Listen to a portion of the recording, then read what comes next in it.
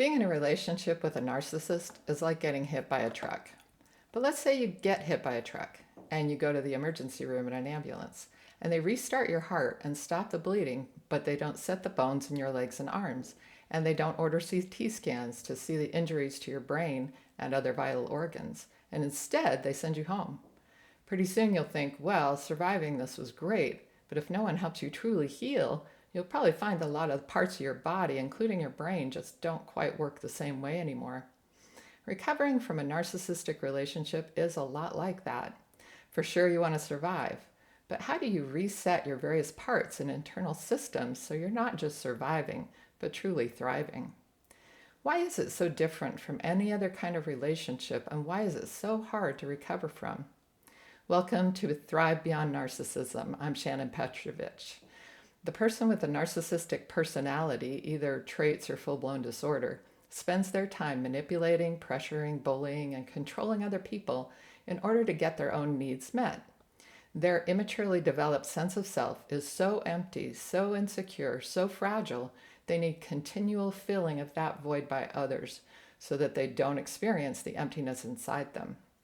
They pressure others to puff them up, keep that hot air supply coming to fill up their hot air balloon so that they can avoid feeling they are fragile, insecure, and not good enough.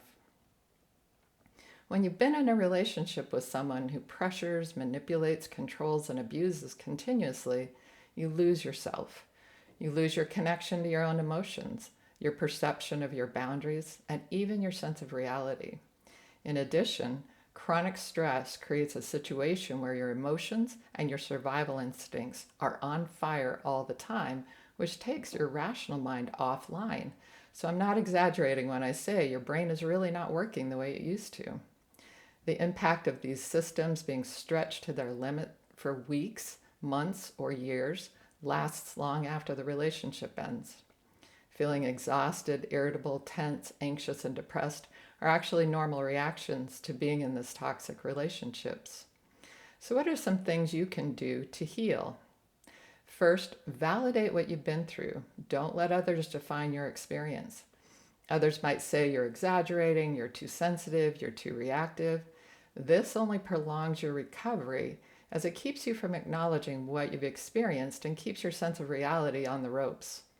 But validating doesn't mean wallowing. So secondly, care about your emotions and yourself without getting stuck in that muck.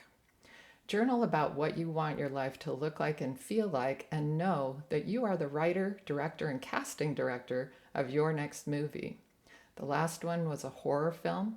Make the next one a rom-com.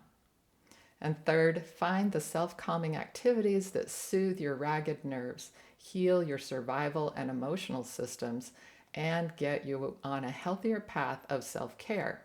This will take some trial and error, but you and your full recovery are worth the time. Find things that get your body moving, that help you deepen your breathing, and that make you feel peaceful and safe and like you again. If you're interested in getting the support you need in a group coaching model in order to do all this work, check out the free training video below. The link is healfromtoxicrelationships.com/info, and it's in the description. Take good care of yourselves, and I'll talk to you again soon.